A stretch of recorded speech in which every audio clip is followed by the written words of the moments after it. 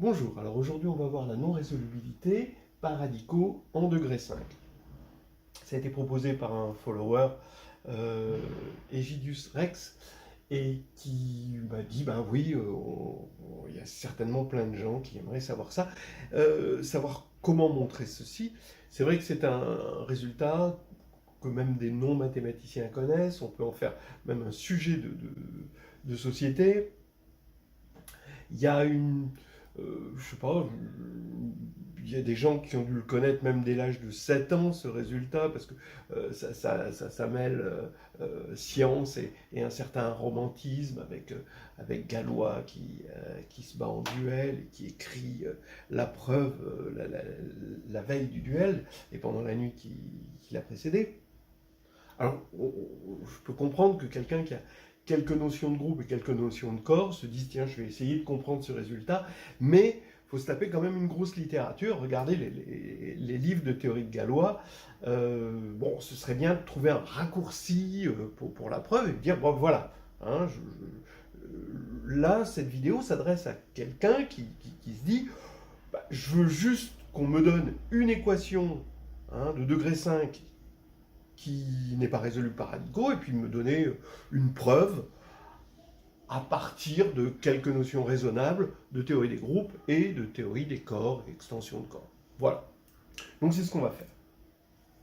Donc on va supposer que, alors on va être sur Q, on va faire comme Galois, on est quand même sur le corps des rationnels, mais avec une petite extension du corps des rationnels, on mettra ici, on rajoutera à Q suffisamment de racines de l'unité. Donc dès qu'on a besoin d'une racine de l'unité, pourvu qu'on en ait besoin d'un nombre fini, évidemment, sinon là on aurait une extension infinie de Q, mais tant qu'on en a besoin que d'un nombre fini, eh bien, on supposera que c'est dans le cas. Voilà. Bon, par exemple, si on s'intéresse à l'équation x3 moins 2, hein, égale 0 sur q, dont les racines sont ces racines cubiques de 2, j racine cubique de 2 et j2 racine cubique de 2, eh bien, on prendra k égale q de j.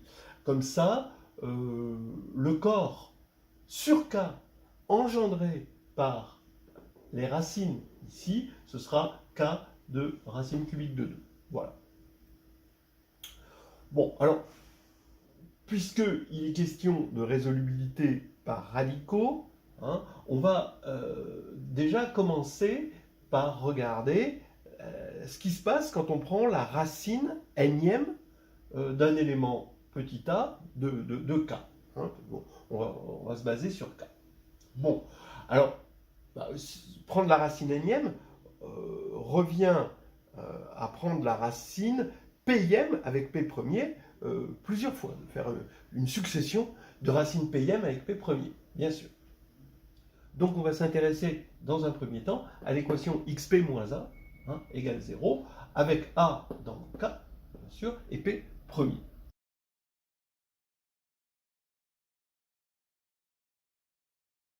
Alors, le premier résultat qui est assez connu, c'est que xp moins a, comme ceci, soit il a une racine dans K, d'accord, voilà, et s'il est sans racine dans K, alors celui-ci est irréductible.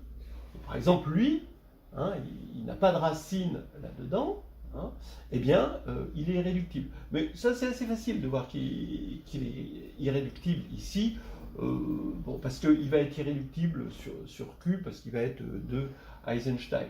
Et ensuite, c'est pas difficile de voir que, comme il est irréductible sur Q, il va être irréductible aussi sur Q de J pour des questions de degré d'extension. Bon, on va pas aller plus loin là-dessus. On va regarder le cas général ici.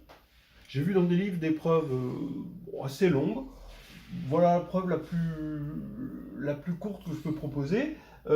xp-a, supposons, donc on suppose que xp-a est sans racine dans K1, et on va prendre xp-a, on va supposer par l'absurde qu'il se décompose en le produit de deux polynômes sur K, qui sont dans K de x.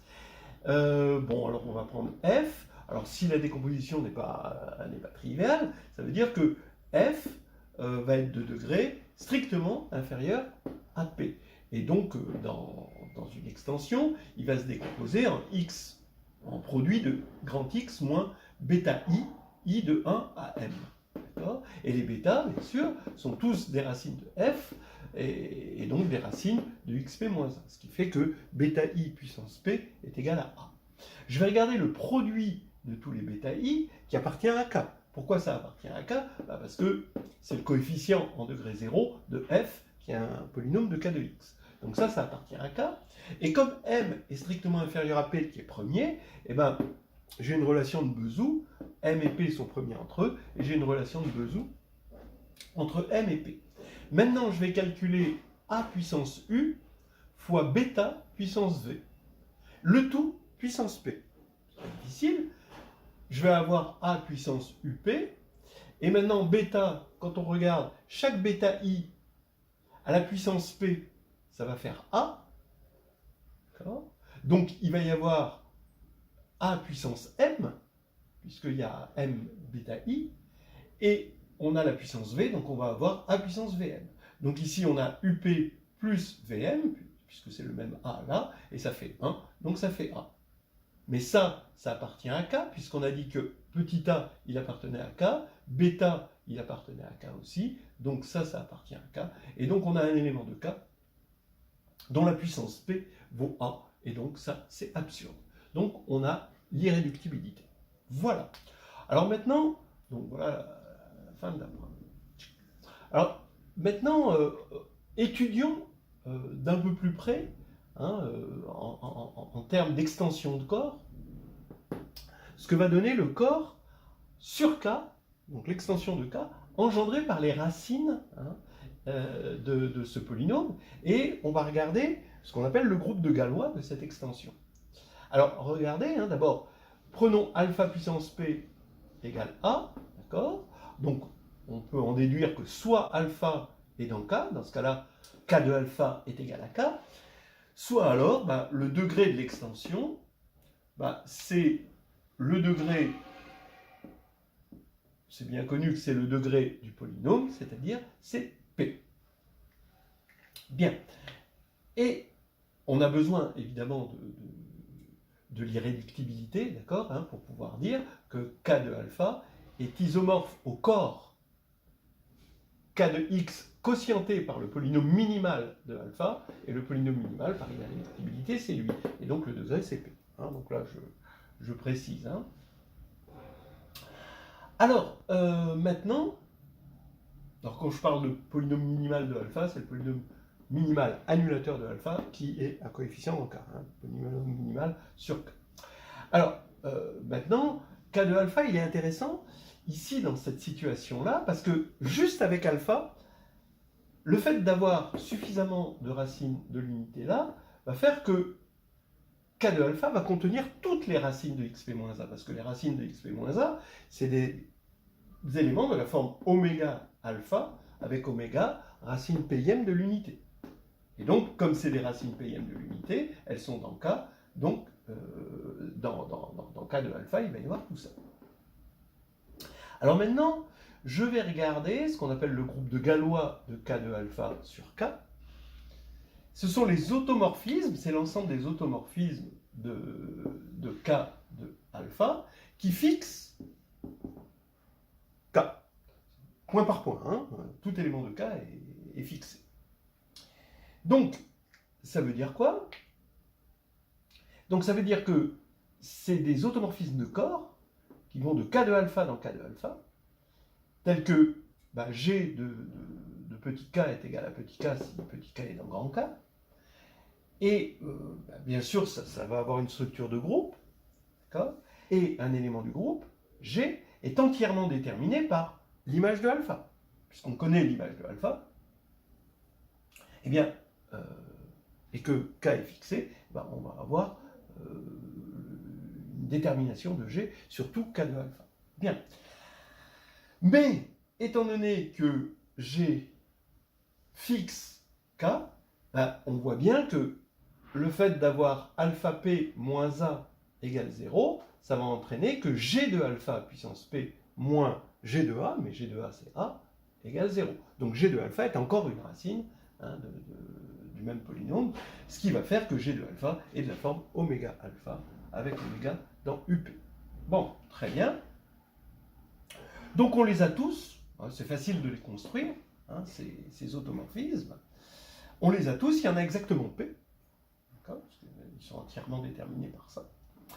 Et maintenant, comment ils se composent? Donc quand on va faire la loi rond, on va avoir G, je vais appeler G oméga, le G qui est déterminé par ce oméga, et rond G oméga prime, si on le regarde sur alpha, ça va faire G oméga de oméga prime de alpha, mais comme c'est un automorphisme de corps, ça va faire G oméga de oméga prime fois G oméga de alpha. G oméga de oméga prime, ça fait oméga prime, puisque oméga prime est dans K, et que G oméga fixe K. Donc j'ai pris ici, c'est toujours mon hypothèse ici. Donc ici, je vais avoir oméga prime, oméga alpha. Et donc ce qui va faire que G oméga rond G oméga prime, ça va être G oméga prime oméga. D'accord? Et donc, ça veut dire que le groupe de Galois, ici, il est isomorphe au groupe des racines pm de l'unité, dont on sait que c'est le groupe cyclique Z sur PZ. Voilà déjà un premier résultat. Il nous en faut environ 4-5 avant de pouvoir conclure et vraiment travailler sur un exemple.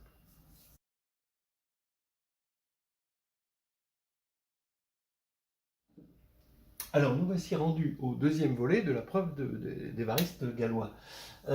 C'est raconter un peu les extensions normales et pourquoi on fait des extensions normales.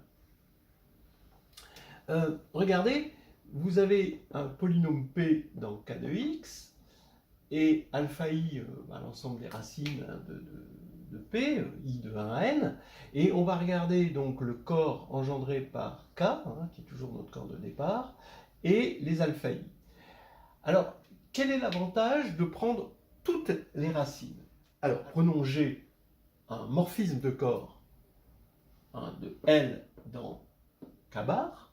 Alors, K bar, c'est une clôture algébrique de K. Eh bien, forcément, et on va supposer que G fixe K, d'accord? Alors, forcément, d'après ce qu'on a vu tout à l'heure, alpha I, qui vérifie une certaine relation sur K, qui est donnée par P, va être envoyé forcément sur un élément de K bar qui vérifie aussi la même relation, le même polynôme, puisque le polynôme, lui, il n'a pas changé, puisque G fixe K. Bien. Donc ça fait que alpha I va être envoyé sur un des alpha J. Voilà. Bon. Mais ce alpha J, il est aussi dans L. C'est ça l'avantage de les avoir pris tous. Donc, ce qui se passe, c'est que G va être un automorphisme de L. Il va aller de L vraiment dans L. D'accord ? Voilà l'avantage et on va s'en servir. Alors donc les automorphismes du corps L qui fixe K, c'est ce qu'on a appelé le groupe de Galois de L sur K. Et maintenant, on va avoir un petit jeu algébrique sur ces groupes de Galois grâce au fait qu'on a des extensions dites normales, c'est-à-dire où on a pris toutes les racines d'un certain polynôme sur K. Alors regardez. Maintenant, on part de K et on suppose qu'on a deux extensions normales. L, c'est une extension normale sur K, et M, normale sur K aussi. Ce qui implique, entre parenthèses, que M est normal aussi sur L. Bon. Alors, regardez ce qui va se passer. Le groupe de Galois de M sur K, je vais associer à tout sigma dans ce groupe de Galois sa restriction à L. Bien. Alors, est-ce que c'est bien défini? Ben oui. Parce qu'on pourrait se dire que sigma, d'accord? Lui, il va de M dans M, mais sigma sur L, bah, on pourrait se dire ça va de L, mais pas dans L, dans M. Mais comme M est inclus, bon, ce sont que des extensions finies, donc c'est dans K-bar, bien ici, on a assuré, comme L est une extension normale, ici, eh bien, on est sûr que sigma va rester dans L. D'accord? C'est exactement le résultat qu'on vient de voir ici. Et donc, on est bien dans le groupe de Galois, même si au départ, sigma devait aller de L dans M. D'accord? Avec les extensions normales, c'est comme Las Vegas, hein, en quelque sorte, ce qui se passe à Las Vegas reste dans Las Vegas. Ça ne sort pas. Hein, d'accord? Là, pareil. Hein, L, a priori, il partait dans M, maintenant, il va rester dans M. Voilà. Alors donc, ça veut dire que cette application est bien définie. Mais en plus, c'est un morphisme de groupe, parce que quand on a la loi rond, là, ici, on a la loi rond. Donc ça, il n'y a pas de problème. Bien. Maintenant, encore mieux, c'est surjectif. Alors ça, c'est pas tout à fait évident, mais presque. Ce que je vais faire, c'est je vais montrer, je vais partir de taux, un automorphisme de L sur K, et je vais essayer de le prolonger en un automorphisme de M vers M. Alors M, il n'est pas évident que M est égal à un L de alpha, mais ce qui est sûr, c'est que, étant donné qu'ici, on a une dimension, on a la notion dans les extensions de corps de dimension, et que là, la dimension de M sur L est finie, eh ben, on a un nombre fini de bêta I, tel que M est égal à L de bêta 1, bêta 2, etc., hein, pour un nombre fini. Donc, si j'arrive à l'étendre à chaque étape, ben, j'ai gagné. Alors, regardons donc une étape élémentaire d'extension de taux. Eh bien, qu'est-ce que c'est qu'une extension, donc, on va dire, monogène, hein, avec un seul générateur, hein, élémentaire? C'est une extension de la forme L de bêta, donc L de bêta, ça va être L de x quotienté par un polynôme irréductible, hein, le polynôme minimal de bêta sur L. Alors, regardez, vous avez taux qui va de L dans L, d'accord, qui fixe K, et L qui s'injecte naturellement dans K bar. Et maintenant, je vais commencer par définir une application, un morphisme d'anneau de L de x dans K bar. Comment? Eh bien, à un polynôme de L de x, je lui associe, donc je l'appelle P, hein, ce polynôme, je lui associe taux de P. Bah, c'est simple, c'est le même polynôme, d'accord, mais où les coefficients qui sont dans L sont transformés par taux l'image par taux des coefficients, donc taux de AI, et je vais évaluer x en alpha, donc je vais avoir somme de taux de AI alpha I. Qu'est-ce que c'est que alpha? Ben, alpha, ça va être une racine de taux de f. Donc je vous ai dit qu'on prenait f, un irréductible, sur L, donc alpha qui est racine de taux de f, c'est un polynôme qui est défini par ça, et une racine de taux de f, c'est bien dans K bar. D'accord? Donc ça veut dire que, bon, alors bien sûr, ça va être bien défini, hein, ce morphisme, et c'est la propriété universelle, hein, des polynômes, et bon, on voit bien que f va aller vers 0, puisque quand on va regarder l'image de f, ça va être 0. Donc on peut quotienter par f, et comme f est tiré par l'idéal engendré par f, hein, passage au quotient, et ici on a un corps. Voilà. Et bien sûr, ce qu'on a bien défini ici, ça va être un prolongement de taux. Alors maintenant, on va prolonger jusqu'à m, avec des extensions monogènes comme ça, et on va aller jusqu'à m.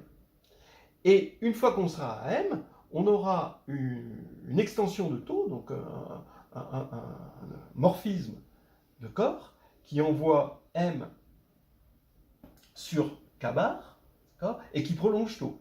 Mais comme M a été supposé normal, eh bien ça va être encore un automorphisme de M.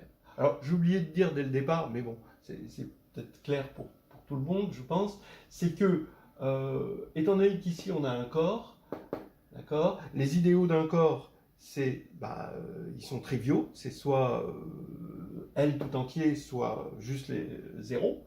Et du coup, un morphisme, ici, s'il n'est pas trivial, alors il est injectif. Voilà, parce que son noyau, c'est forcément un idéal. Voilà. Bien. Alors, donc, qu'est-ce qu'on a montré? On a montré qu'on avait ici, par restriction, bien défini un morphisme entre le groupe de Galois M sur K et le groupe de Galois L sur K, qui est surjectif. Et maintenant, quel est son noyau? Forcément, son noyau, c'est les éléments sigma, tels que la restriction de sigma à L, c'est l'identité, c'est-à-dire c'est le groupe de Galois de M sur L, parce que ça va fixer le sous-corps L. Donc, maintenant, ça veut dire que on a démontré que le groupe de Galois, ici, de M sur K, quotienté par son sous-groupe, ici, le groupe de Galois de M sur L, qui du coup devient un sous-groupe distingué, est isomorphe au groupe de Galois de L sur K.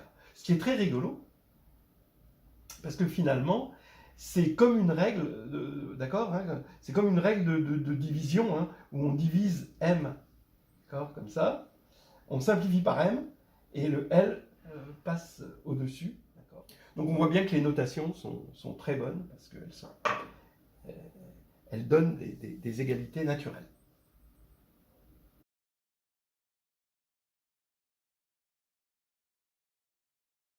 Et maintenant, troisième volet, la notion de résolubilité. C'est la grande contribution de Galois, c'est de traduire finalement la notion d'être résoluble par radicaux, c'est-à-dire que x est égal à racine PIM ou racine NIM de un truc qui va s'écrire en fonction d'autres racines MIM de trucs, et où ça se termine à la fin sur K, d'accord? Regardez ça en termes de groupe, puisque ce x, il va se retrouver dans une extension normale, et que cette extension normale va avoir un groupe de Galois. Et comment on peut traduire une propriété du groupe particulière que n'auraient pas tous les groupes, en fait, c'est toute l'idée là, et qui va provenir, cette propriété, qui va provenir du fait que x est résolu par radicaux. Voilà toute l'histoire. Donc allons-y. On suppose que M, c'est K de alpha 1 jusqu'à alpha n, avec alpha i puissance pi, d'accord, pour un certain p premier, qui appartient au corps précédent, on va dire, K de alpha 1 jusqu'à alpha i moins 1, hein, les pi premiers. Donc on va avoir une suite comme ça de corps, où là on va avoir K au départ, K de alpha 1, avec alpha 1 puissance P1 qui est dans K, alpha 2 puissance P2 qui est dans K de alpha 1, donc on rajoute alpha 1, on rajoute tout jusqu'à obtenir M. Et à chaque fois, d'après ce qu'on a dit dans le premier point, on a à chaque fois des extensions normales. Ça vient du fait qu'on a suffisamment, hein, et je vous rappelle que c'était, quand j'ai dit suffisamment de racines nème de l'unité, c'est-à-dire qu'il y en a un nombre fini, hein, puisque ici c'est toujours fini. Bon, là les alpha i, il y en a un nombre fini, donc des pi, il y en a un nombre fini. Bien, alors d'après ce qu'on a vu dans le point 1, ici, on va avoir un degré qui est 1 ou P, puisque soit alpha 1 appartient à K, et dans ce cas-là, on fait du surplace, hein, soit alpha 1 n'appartient pas à K, et dans ce cas-là, on a une extension directement de degré P, puisque P1, disons là, puisque on a un polynôme x puissance P1 moins le fameux élément de K, qui est irréductible. Voilà. Et là, pareil. Bon. Donc, bon, si le degré est 1, c'est comme si on n'avait pas d'extension, hein, et si le degré est P, on a une vraie extension. Et maintenant, regardons ce qui se passe juste là, et puis la généralisation elle est évidente, juste à ce niveau-là, en imaginant que M c'est lui, eh bien, on a vu que comme on n'avait que des extensions normales, le groupe de Galois de lui sur lui est un sous-groupe distingué du groupe de Galois de lui sur lui, et que le quotient, c'est le groupe de Galois de lui sur lui, que j'écris ici. Mais ce groupe de Galois-là, donc de lui sur lui, puisque c'est une extension par un élément qui va être annulé par un polynôme de type xp-a, en quelque sorte, eh bien, on sait que ce groupe de Galois-là est cyclique.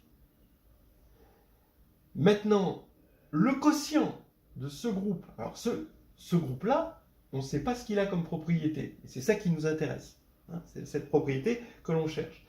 Ce groupe-là, d'accord, ce qu'on sait, c'est que son quotient par ce groupe-là, c'est, par cette règle des quotients, c'est le groupe de Galois de K1 sur K. Mais le groupe de K1 sur K, eh ben, il est cyclique, encore une fois.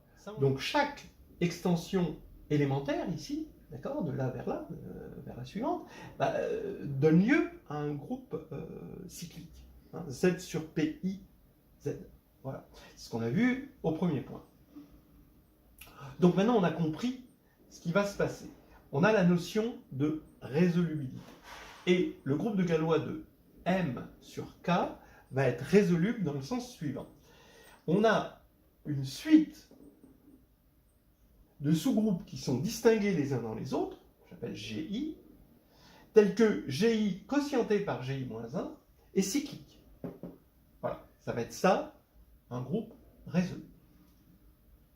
Et j'affirme que celui-ci, là, est résoluble, c'est ce qu'on vient de voir, mais en général, là, après c'est une récurrence immédiate qui nous donne la résolubilité du groupe de Galois de M sur K. Donc voilà la propriété cherchée, cette propriété qui est caractéristique, on ne va pas en avoir besoin, mais elle est caractéristique des extensions obtenues comme ça par radicaux. Mais cette partie-là, on n'en a pas besoin pour trouver ce contre-exemple. Hein, voilà.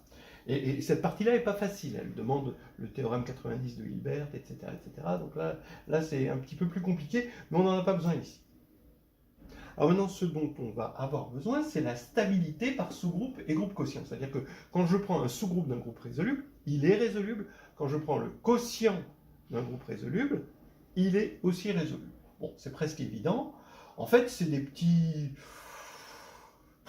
choses qui se font avec des passages au quotient. Hein, d'accord, vous avez un groupe résoluble et vous prenez un sous-groupe. Eh bien, vous allez avoir ici G1 inter H qui va être distingué dans G2 inter H, qui va être distingué dans Gn inter H, etc. Et Gn inter H, c'est G inter H, donc c'est H. Et le quotient, c'est facile de voir que les quotients successifs, Gi inter H quotienté par Gi-1 inter H, eh ben, ça s'injecte dans Gi quotienté par Gi-1. Pourquoi? Parce que on va injecter Gi inter H dans Gi, on va le prolonger par Gi, donc ça va nous faire un morphisme de Gi inter H vers Gi quotienté par Gi-1 par passage au quotient. Donc on fait une injection et une surjection, et globalement ça nous fait un morphisme. Et le noyau de ce morphisme va être évidemment Gi-1 inter H, ce qui va faire qu'on va avoir une injection, puisqu'on quotiente par le noyau, et donc on a quelque chose d'injectif par passage au quotient. Ah oui, j'ai oublié de dire que, étant donné que ça c'est cyclique, un sous-groupe d'un groupe cyclique est toujours cyclique, donc ici on va avoir des quotients successifs qui sont cycliques, et donc G inter H va être résolu. Alors maintenant, qu'est-ce qui se passe quand on a un sous-groupe H distingué de G, et qu'on regarde G sur H? G sur H est encore résoluble. Pourquoi? Parce qu'on va avoir cette suite-là de sous-groupes qui sont distingués les uns dans les autres. Et en fait, quand on va regarder Gi quotienté par Gi-1, bien, il s'envoie. Donc déjà, vous prenez Gi, il va s'envoyer là-dessus, surjectivement, il va s'envoyer là-dessus, surjectivement, et Gi-1, d'après ça, va aller vers... il va y avoir passage au quotient. Gi-1 n'est pas le noyau, mais il va y avoir un passage au quotient, et comme on est parti d'une surjection, ça reste surjectif. Donc on a une surjection de là vers là, ce qui va faire que les quotients successifs ici sont des quotients de groupes cycliques. Et le quotient d'un groupe cyclique est encore cyclique, donc ici G sur H va être résoluble. Alors pour la petite histoire, quand même, on a la réciproque, c'est-à-dire si H est résoluble et G sur H résoluble, ben avec des suites de Jordan-Hölder, on arrive à faire on arrive à montrer que G est résoluble, hein, réciproquement, mais on n'en aura pas besoin. Voilà, hein, pour notre contre-exemple. Voilà, ben écoutez, ça converge, hein, on arrive bientôt, on attaque la falaise.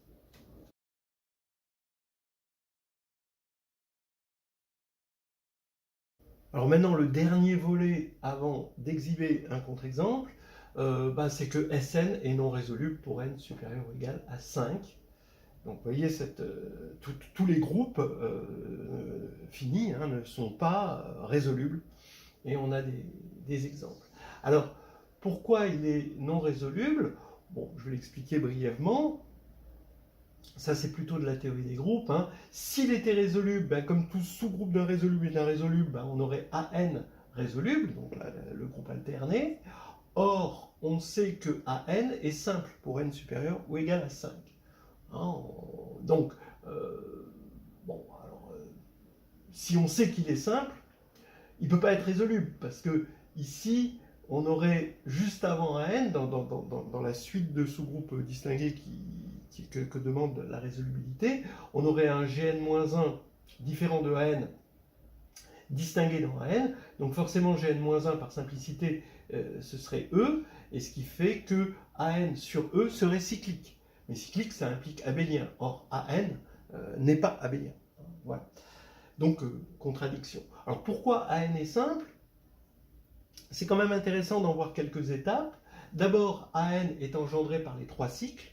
Ça, bon, c'est assez classique de voir que un élément de AN, il est engendré par un nombre pair de transpositions. Et quand on a 2 transpositions, la composée de 2 transpositions, on peut toujours l'avoir comme engendrée par les 3 cycles. Donc ça, c'est intéressant. Ensuite, tous les 3 cycles sont conjugués. Alors, ils sont conjugués, ils sont Sn conjugués. Ça, c'est toujours vrai. Mais pour n supérieur à 5, ils sont toujours AN conjugués. Alors là, c'est là où c'est important d'avoir le nombre 5.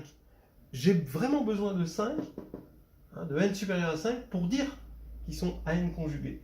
En gros, je vais pouvoir conjuguer 2-3 cycles par un élément de Sn, ça c'est clair, ça c'est bien connu. Mais maintenant, je veux que ce soit conjugué par un élément de AN. Et bien, si cet élément n'est pas dans Sn, étant donné qu'on a conjugué un 3 cycles, il nous reste dans le 3 cycles 2 éléments libres, puisqu'on en a n supérieur à 5, 2 éléments qui ne sont pas impliqués dans cette histoire, et quitte à composer par une transposition de ces 2 éléments, eh je peux conjuguer par un élément de AN. Voilà. Donc ça, c'est la partie où on comprend le 5. Donc maintenant, troisièmement, il faut montrer que si H est distingué dans AN, alors H, non trivial, hein, alors H contient un 3 cycles. Voilà. Pourquoi? S'il est non trivial, hein, je ne l'ai pas écrit. Alors, pourquoi il contient un 3 cycles? C'est ce qu'on appelle l'ajout d'invariants. C'est-à-dire que par conjugaison, parce que H est stable par conjugaison de AN, et par conjugaison de AN, on arrive à avoir plus d'invariants à chaque fois, jusqu'à ce qu'on tombe sur, finalement, un élément qui a le minimum d'invariants dans AN, c'est-à-dire un 3 cycles. Voilà. Et à partir du moment où on a obtenu un 3 cycles par ajout d'invariants, donc c'est un peu technique, mais voilà, eh bien, on a un 3 cycles, comme ils sont tous AN conjugués, les 3 cycles, il y a tous les 3 cycles, puisque H est distingué, et donc stable par conjugaison, et donc on a tout AN parce qu'il est engendré par les 3 cycles. Voilà l'histoire de AN simple. Voilà.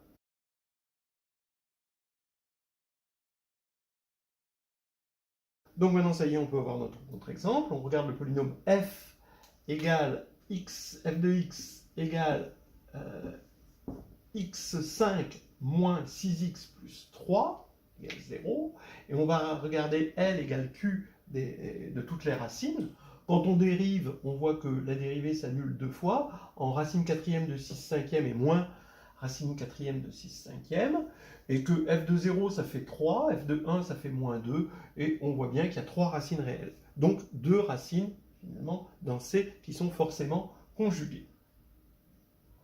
Donc, maintenant, j'affirme que si j'appelle G le groupe de Galois de L sur Q, G va permuter les 5 racines, forcément, ça on l'a vu, mais en plus de ça, il est entièrement déterminé par cette permutation des 5 racines, ce qui veut dire que le groupe G s'injecte dans S5. Alors maintenant, on va regarder G dans S5 en tant que groupe de permutation des 5 racines. Bien d'abord, il y a l'automorphisme bar. C'est un automorphisme de C, donc c'est un automorphisme qui va fixer L, forcément, ici. Et, il va engendrer, étant donné qu'il y a 3 racines réelles, il va fixer les 3 là, et il va permuter ces 2 là. Donc ça va être une transposition. Donc déjà, dans G, on sait qu'on a une transposition. Maintenant, on a un 5 cycles aussi. Pourquoi? Parce que le groupe de Galois, ici, comme ce polynôme est irréductible, alors pourquoi il est irréductible sur Q? Parce qu'il est 3 Eisenstein, vous le voyez tout de suite. Puisque F donc, est irréductible, G, on sait qu'il agit sur les racines, mais il va agir transitivement. Parce que s'il n'agissait pas transitivement, il agirait avec, imaginons qu'il ait 2 orbites, ces 2 orbites, ça va nous donner des polynômes. Si par exemple alpha 1, alpha 2 est une orbite, on va avoir ce polynôme qui va être G invariant, puisqu'il va envoyer alpha 1 sur alpha 2 sur alpha 1, il va être G invariant, et donc il va appartenir à Q de x, par un théorème de Galois classique, que être sur Q, c'est être Galois invariant. Bon, que je n'ai pas démontré, oui, c'est vrai. Ok, donc bref, on va avoir une action transitive parce que le polynôme est irréductible sur Q et qu'on a pris le groupe de Galois sur Q. Voilà. Donc ça veut dire que 5, c'est le cardinal d'un quotient de G par le stabilisateur, donc 5 divise le cardinal de G, mais comme G est dans S5, la seule possibilité, on sait qu'il y a un élément d'ordre 5 par le lemme de Cauchy, et donc la seule possibilité d'avoir un élément d'ordre 5, c'est que ce soit un 5 cycle. Alors on sait que un sous-groupe de S5 qui contient une transposition et un 5 cycles, c'est S5 tout entier. Voilà. Donc on voit que le groupe de Galois, donc on a égalité ici, maintenant, et on voit que le groupe de Galois ici n'est pas résolu. Donc si vous voulez, vous regardez Q inclus dans L, et vous regardez M. Donc vous supposez que les alpha I soient résolus par radicaux, donc ça s'injecte dans un grand M, M qui est normal sur un certain K, et K qui est aussi résoluble sur Q parce qu'il contient que des racines de l'unité aussi, on peut montrer que c'est résoluble là. Donc ça veut dire que M, ici, le groupe de Galois de M sur Q va être résoluble, et donc le groupe de Galois de L sur Q, qui est un quotient, va être résoluble aussi. Donc ça voudrait dire que S5 est résoluble, et ça c'est faux. Voilà, en gros, j'ai à peu près tout démontré, sauf des petits détails. Et on est arrivé directement à un contre-exemple, d'accord? Mais si vous voulez le résumer pour un grand public, vous avez qu'à dire uniquement, il y a non-résolubilité par radicaux en degré 5, parce que 5 est égal à 3 plus 2. Alors ça, c'est très tordu, mais bougrement intelligent.